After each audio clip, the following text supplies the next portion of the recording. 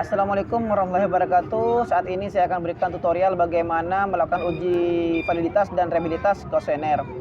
Jadi uji validitas kuesioner ini dilakukan pada responden yang memang bukan sasaran kita untuk penelitian. Misalkan kita mau meneliti di SMA B, jadi kita uji validitasnya yaitu di SMA A, tidak boleh pada SMA B. Jadi pertama-tama kita bikin kuesioner, terus setelah itu kita berikan kuesioner itu untuk dijawab oleh responden. Setelah itu kita lakukan tabulasi. Setelah dilakukan tabulasi, maka kita langsung lakukan uji validitas dan reliabilitas menggunakan SPSS. Oke, langsung saja kita ke tutorialnya.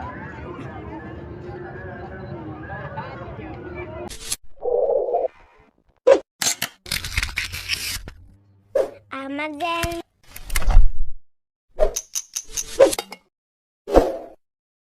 Jangan lupa subscribe, like, and share. Soal dikatakan valid yaitu jika P kurang dari 0,05 atau seek to tell teman-teman. Di hasil output SPS-nya yaitu berupa seperti ini, seek to tell, atau ada tanda bintangnya teman-teman. Jadi ada tanda bintang di hasil output SPSS. Jadi contoh seperti ini. Ini nanti adalah hasil dari output SPSS teman-teman ya. Misalkan pada soal nomor 1 di sini teman-teman, yaitu adalah 0,971. Jadi di SPSS itu hasil outputnya adalah di depan titik adalah 0 teman-teman. Jadi seperti ini seharusnya. Cuman di SPSS itu adalah titik seperti ini. Jadi ini ada tanda bintangnya. Berarti ini dikatakan valid. Atau nilai P-nya yaitu seek to tell ini teman-teman ya. Seek to tell ini yaitu kurang dari 0,05 ini. Nah, di sini adalah 0,021. Jadi kurang dari 0,05. Sebaliknya, misalkan hasil seek to tell-nya yaitu 0,061 berarti kan tidak valid karena lebih besar dari 0,05. Atau di sini tidak ada tanda bintangnya, teman-teman. Jadi, soal nomor 1 ini adalah valid karena ada tanda bintang ataupun kurang dari alfa, kurang dari P ya, teman-teman ya. Terus soal nomor 2 yaitu tidak ada tanda bintangnya dan P-nya lebih besar dari alfa atau lebih besar dari 0,05. Ini tanda bintangnya bisa 1, bisa 2 teman-teman ya. Bisa seperti ini. Oke, selanjutnya soal dikatakan reliable jika hasil pada correlated item korelasinya itu lebih besar dari R tabel. Nah, R tabel ini kita bisa tahu dari seperti ini teman-teman. Karena kita menggunakan 10 responden, nah ini N ini menandakan yaitu jumlah responden yang kita gunakan sebagai uji kuesioner. Karena di sini menggunakan 10 yaitu kita cari di sini ada 5% atau 0,05. Nah, ini teman-teman. Nah, ini. Jadi adalah 0,632.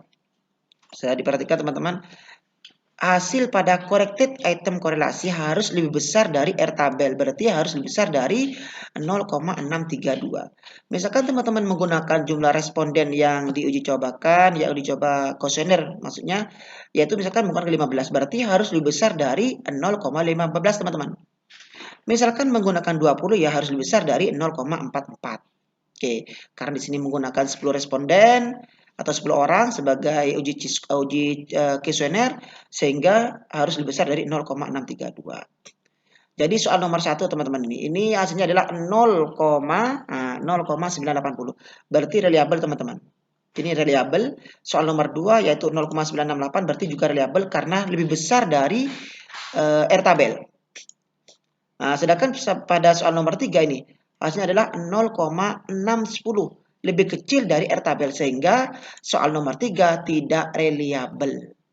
Maka kuesioner yang digunakan nanti untuk penelitian yaitu adalah valid dan reliable. Oke, langsung saja kita ke tutorialnya teman-teman. Baik teman-teman, ini sudah ada data hasil tabulasi sikap yang sudah diberikan kepada responden untuk dilakukan uji validitas dan reliabilitas. Jadi bagaimana cara melakukan tabulasi sikap ini atau contoh tabulasi ini silakan lihat video saya sebelumnya. Oke, baik langsung saja jika sudah ada hasil validitas seperti hasil kuesioner seperti ini saya gunakan 10 responden. Jadi ini misalkan ini Ani, terus ini Yuni, misalkan dan seterusnya. Ini adalah jumlah soal yang saya buat dan akan dilakukan uji validasi yaitu jumlahnya 12 soal.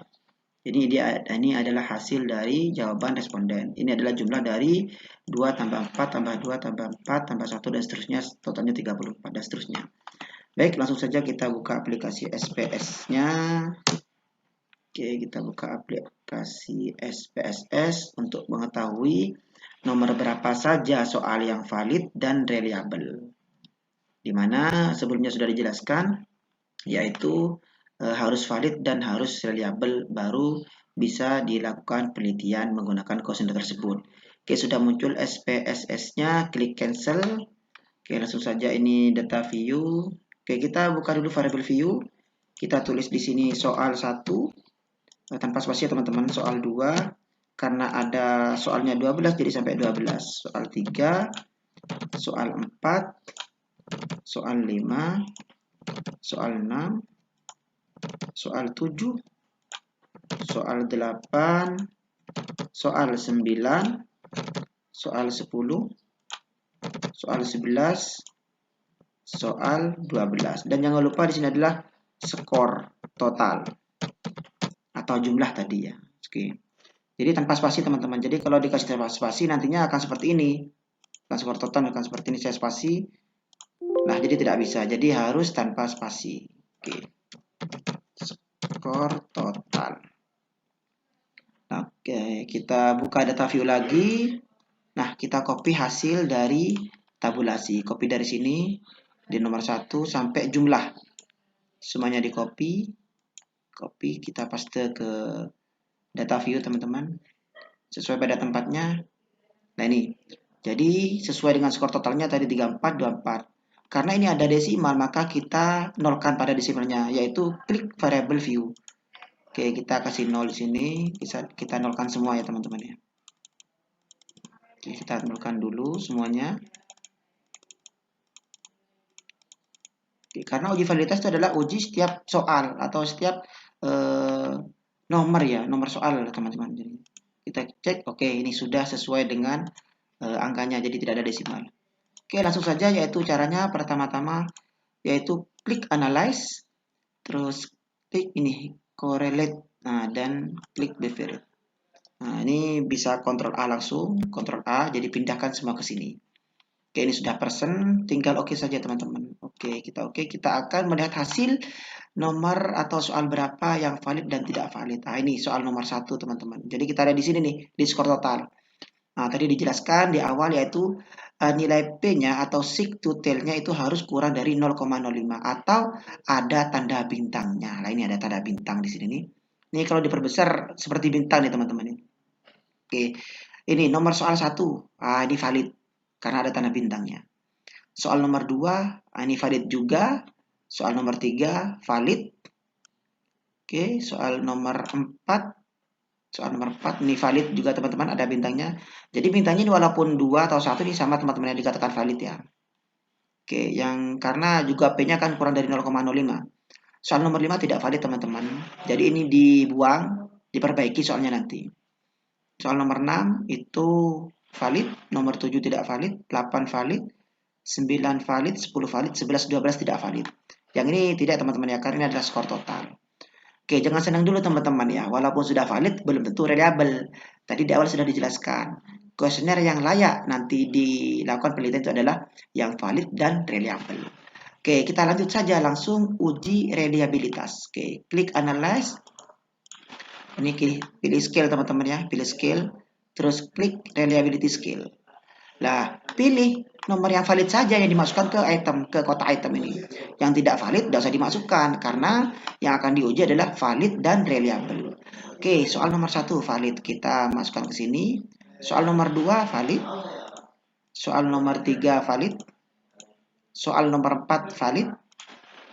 Nah, soal nomor 5 tidak valid teman-teman ya. Jadi nomor 5 tidak valid di sini. Jadi soal nomor 6 valid. Soal nomor 7 tidak valid teman-teman ya. 7, 8, 9, 10. Oke, 8, 9, 10 valid. Oke, 11, 12 tadi tidak valid teman-teman ya. Ini nomor soal 11 ini. Jadi tidak valid. Soal nomor 12 juga tidak valid. Oke, kalau sudah masuk semua yang valid, maka klik statistik. Ini pada kotak descriptive for ini centang semuanya teman-teman.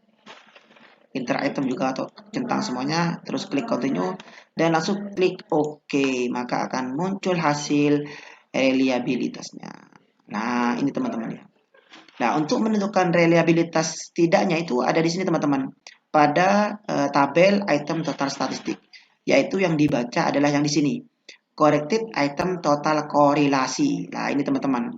Jadi, bagaimana caranya? Maka tadi jumlah respondennya yang kita gunakan adalah 10 ya teman-teman.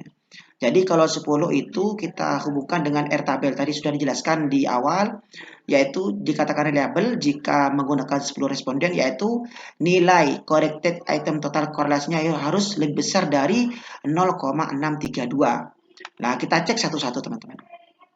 Soal nomor 1, lah ini depan titiknya harus 0 ya teman-teman ya. Soal nomor 1 yaitu 0,608. Lah, ini sudah tidak reliable teman-teman. Jadi soal nomor 1 valid tapi tidak reliable, maka kita buang teman-teman ya. Soal nomor 2, ini di atas 0,632, berarti reliable. Berarti valid dan reliable. Soal nomor 3 juga sama, di atas 0,632. Oke, coba kita gini saja teman-teman. Saya buat saja. Teman-teman mungkin bingung, coba kita buka Google dulu teman-teman. Nah, kita buka Google di sini.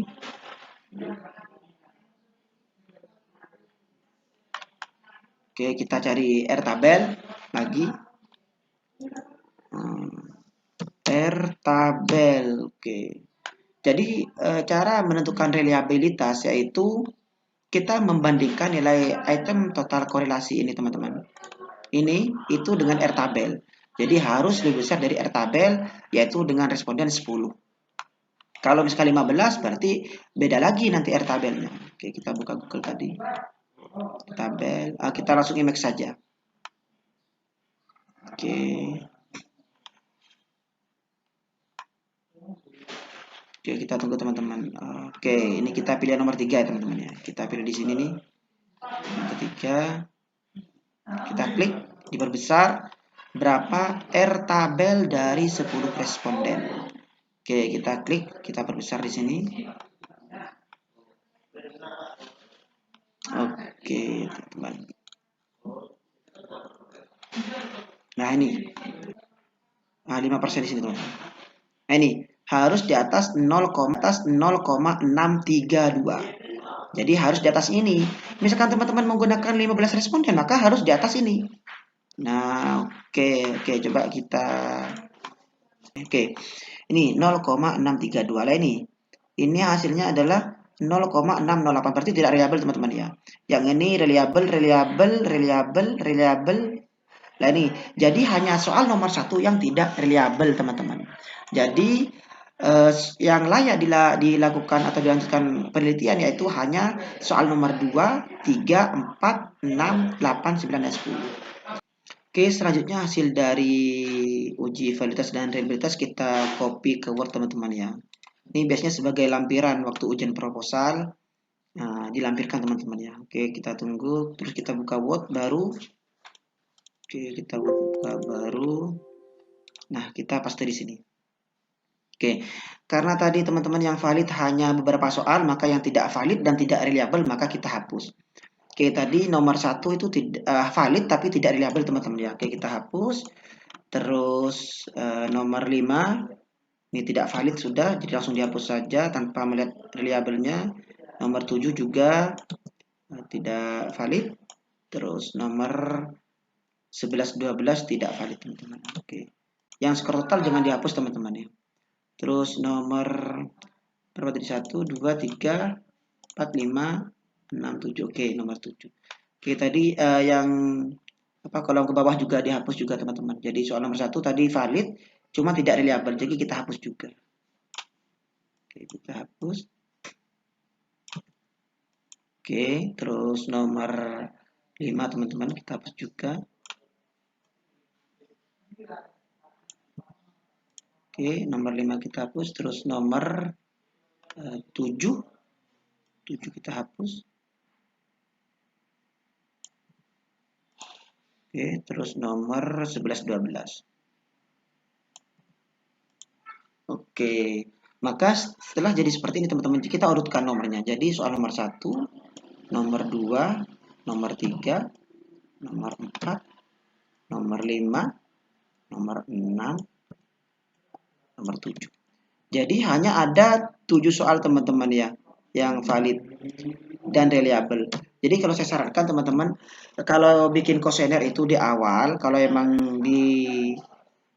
disuruh untuk uji filter reliabilitas, jadi bikin soal sebanyak-banyaknya, bikin 20, 30 terserah. Yang penting nanti validnya itu banyak teman-teman ya. Misalkan yang valid aja 15 kan enak nanti. Jadi tidak perlu memperbaiki soal. Jadi dibuang saja soal yang tidak valid dan tidak reliable. Jadi ini hanya ada 7 soal teman-teman. 6, 7. Jadi ini yang dilampirkan. Nah ini terus setelah itu teman-teman di kuesionernya jangan lupa juga dihapus soalnya. Jadi soal kuesioner itu dihapus juga ngikutin yang valid dan reliable. Oke, setelah itu kita copy juga hasil reliabilitasnya. Oke, kita masuk ke SPSS tadi. Nah, ini di copy semua teman-teman. Ini copy di sini nih. Nah, ini copy. Bisa tekan Ctrl A, nah seperti ini. Oke. Karena uji validitas dan reliabilitas adalah uji setiap soal teman-teman ya. Jadi kita harus tahu satu-satu soal mana yang valid maupun tidak. Oke, ini ada yang satu belum mengikut. Oke, di sini. Oke, kita copy lagi. Oke, sudah teman-teman. Tadi kan sudah yang tidak reliable tadi soal nomor 1. Berarti kita hapus soal nomor 1 di sini. Oke, kita hapus sama teman-teman seperti tadi. Oke, juga 1 dihapus. Oke, sama soal nomor 1 yang di sini dihapus karena tidak reliable. Oke, sudah. Jadi ini diurut teman-teman. Ini jadi 1, ini soal nomor 2, soal nomor 3, soal nomor 4, soal nomor 5, soal nomor 6, soal nomor 7. Dan ini juga teman-teman ya. Soal nomor 1, 2, 3, 4, 5, 6, 7. 1. Ini jadi soal nomor 2, akhirnya naik ke atas. 2, 3, 4, 5, 6, 7. Nah, itulah teman-teman sudah selesai, yaitu tutorial bagaimana cara uji validitas dan reliabilitas sampai kita copy ke Word dan siap di print dilampirkan di proposal. Itulah cara atau langkah-langkah bagaimana kita melakukan uji validitas dan reliabilitas kuesioner. Sangat mudah dan insya Allah mudah dipahami untuk pemula. Semoga bermanfaat. Assalamualaikum warahmatullahi wabarakatuh. Allahumma shalli ala sayyidina Muhammad.